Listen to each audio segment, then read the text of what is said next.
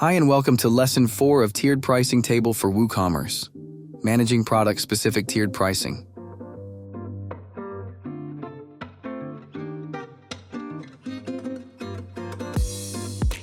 In this video, we will learn how to manage product-specific tiered pricing.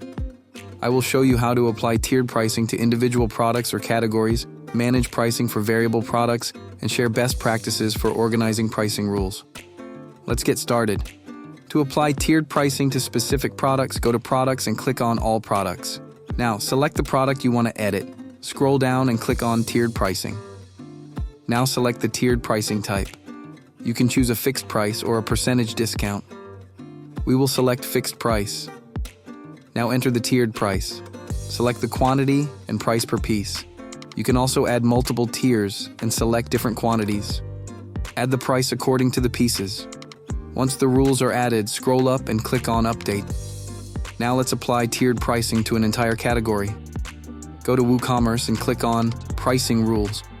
Now click on Add Pricing Rule. Add the title. Add the regular price and sale price. Add the tiered price according to the quantity. Once the details are added, click on the Products tab. Add a product category. You can also add multiple categories. Add a specific product. You can also exclude categories or products.